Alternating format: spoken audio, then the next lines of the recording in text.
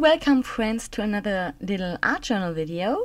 Today I will guide you through the process, the fast forward process of course, but with some voiceovers of how I create this art journal page, this friends art journal page. And as usually I'm working on heavyweight watercolor paper here. I really like to use the cold pressed watercolor paper because I kind of prefer the texture on the paper, but that's just me. And as usual I start by sketching out my image with just with a pencil. I usually start with some very fine, very loose, very lightweight line work, and then once I kind of see where this is going, I'm going to redefine some lines and make some bolder lines until I'm happy with the basic result.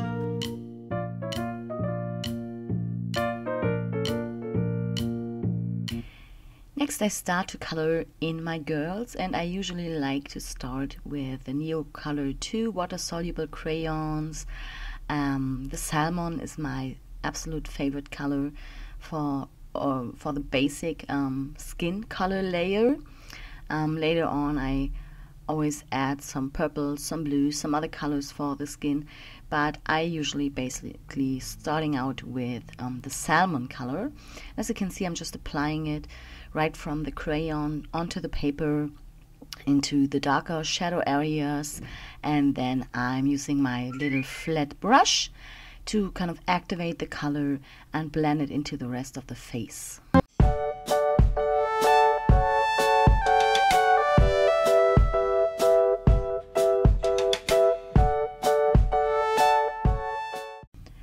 Next on is the hair.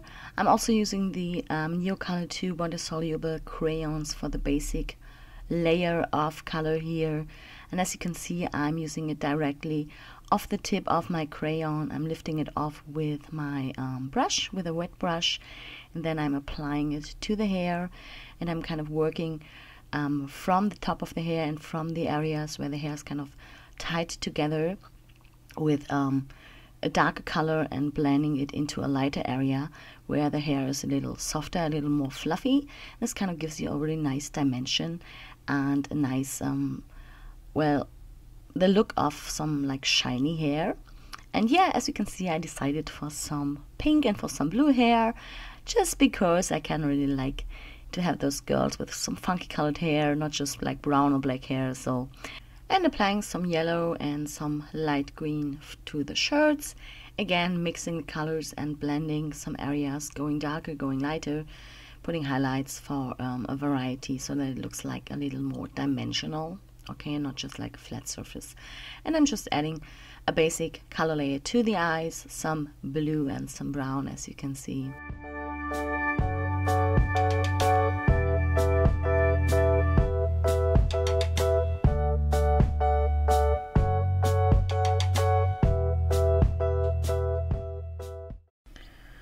So next I'm mixing some colors for my background. I just want to add a light color wash of some red and some yellow, almost like a sunset colored background here. So I'm just mixing some watercolors in my palette. Those watercolors are by Talents of Amsterdam, and I just like to use them for my news media. The quality is pretty much okay, pretty good. I really like to work with them, and as you can see, I'm just blocking it in, adding a color wash of the red or magenta. I'm not sure which color I used there.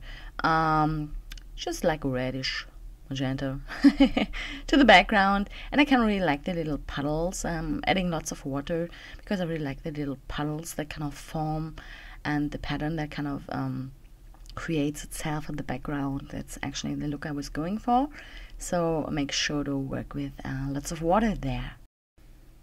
And next I'm using a light purple to bring in some shadow to the face.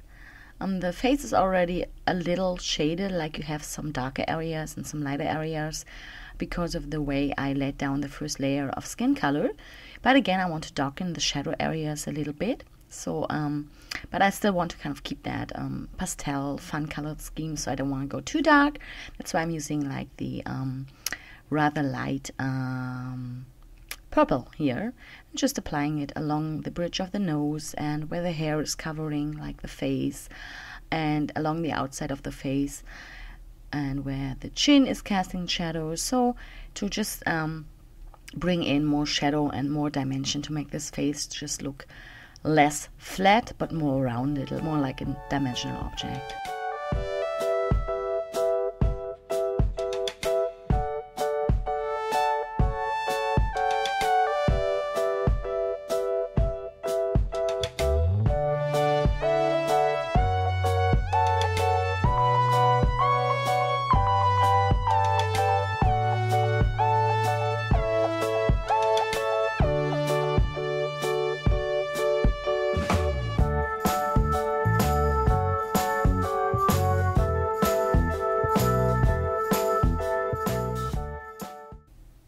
And to darken some shadow areas even more, I'm going in with a darker hue of purple.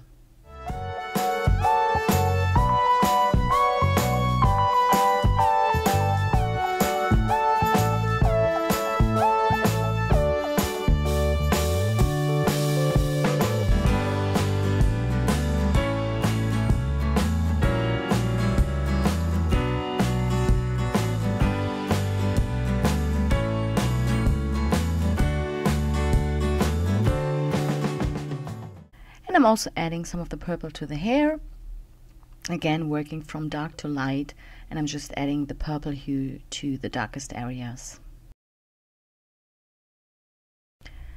And applying a second color to the eyes, just for a little more variation in the eyes, in the iris, and of course to make them a little more like bold with the color, because the first color wash was just blocking in a basic color, and now I'm bringing in some variations. Into the blue eyes I'm adding a little bit of a green, and now a little bit of a blue. Also make sure to make the eyes, or the iris, the color of the eyes slightly more darker, more intense at the top than at the bottom, because the top eyelid would be kind of casting a shadow there. And next I'm just adding a tad bit of brown and of purple to the shirts to make them a little more dimensional as well. Adding some more pink to the lips to make them a little bolder in color as well. And always make sure that like the top lip would be a little darker than the bottom lip, because the bottom lip usually sticks out a little further, so it catches more light, the light refraction from above. So always make sure to leave a little bit white space on the bottom lip where it's kind of catching or having this catch light. And next I'm using my Faber-Castell Gelatos for some cute rosy cheeks, and I like to work with a metallic melon and a pink for those cheeks, and I'm just applying a little bit of the color and then blending it with my finger with a circular motion.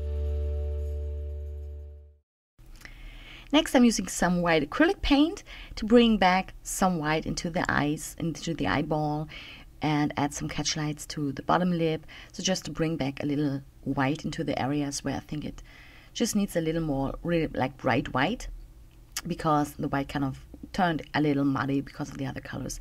And next I'm starting some outlining work using my all-time favorite black marker pen for mixed media, doing outlining work on mixed media, on watercolor, on all kinds of sorts of other media, which is the Uniball Eye. I know it has a different name in different countries, but just search for the Uniball for the rollerball pen, so not for the gel marker, not for the gel pen, but for the rollerball one, which is totally awesome, especially on top of other media. As you can see, I'm just kind of outlining like the face and the facial features and everything, but always make sure to outline with very loose, sketchy lines, so really no bold, solid lines. You can always kind of make the lines a little bolder in some areas where you want more darkness, more shadow, but always really do this with a very loose hand, because we don't want it to look like really like it's traced completely. We just kind of want to give it a little more definition. And for me, this way it really comes to life. Now you can see the difference between the one on the right and the one on the left. It totally kind of yeah, makes the face and makes the whole girl. So I absolutely love that. It's one of my favorite steps, actually.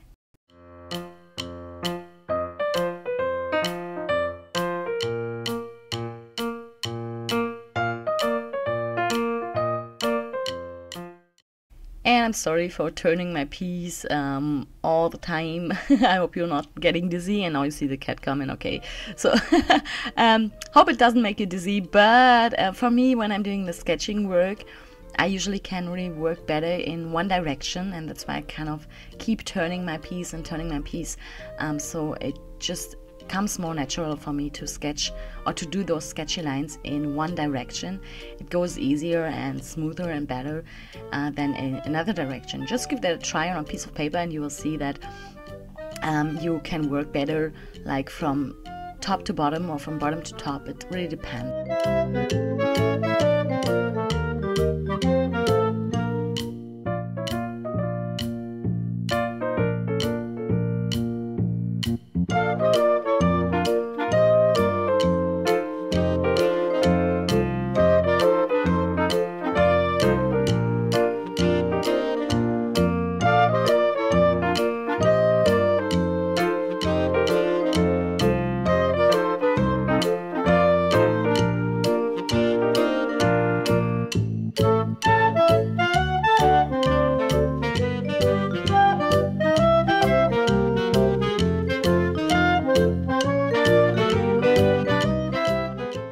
And now I'm using my color pencils, some Prismacolor colored pencils and some polychromos to bring in a little more color to the shadow areas. And I'm kind of using some red, some blue, some yellow, some green.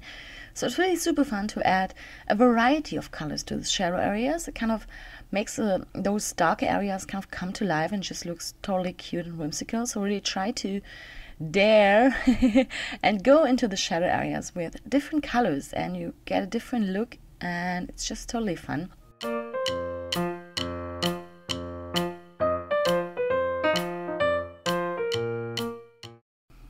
And for the title of the page and for the background, I decided to do a gel medium image transfer, and for that I just printed out a title and some butterfly printables.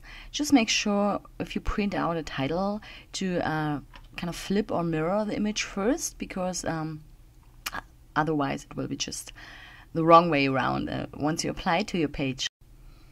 And then you just cut out your printouts and apply them printed side facing down onto a layer of gel medium.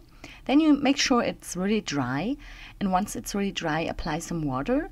Really make sure the paper is really soaked very good with some water, and then you just use your finger to rub off all of the paper, rub off all of the remains of the paper, and then you are just left with the image, the printed text transferred to your background. And this just takes some patience, and you might need to repeat that step like 2 or 3 times until you're really happy with the result and all of the remains of the paper are off the page.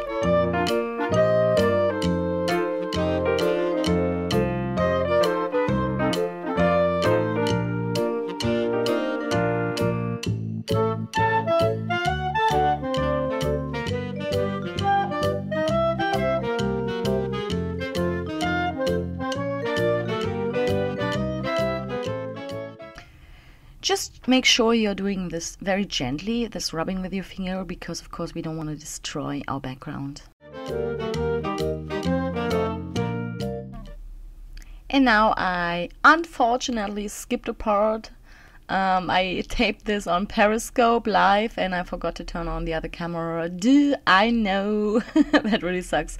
But I will just tell you what I did. I just used some Dalician paints and some stencils by the Crafters Workshop, and I just used one of those little dabber thingies to apply some of the paint over the stencil to the background. And I also used this cute stencil by Faber-Castell and one of those palette knives and the sparkle medium by Imagination Crafts to add some gold texture to the background as well.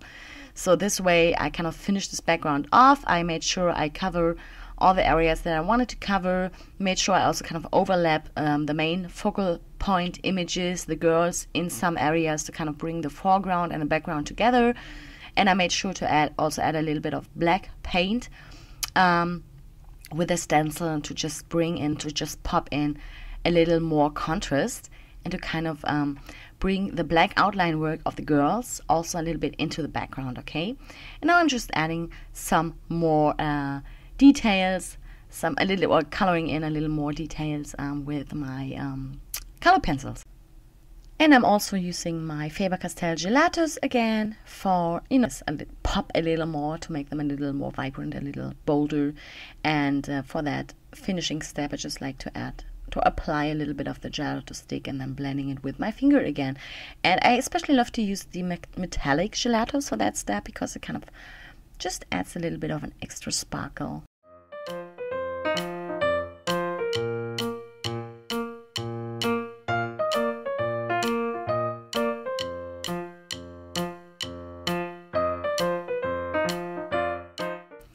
In the last step, I'm using my black Dilutions acrylic paint and my dabber, and I'm just kind of distressing the edge of the whole piece to kind of give it a little bit of a black framing here. And I kind of really like to use this technique with a little sponge thingy because it just gives you a nice uneven frame around the whole piece. And that is it already. I hope you enjoyed this little process video.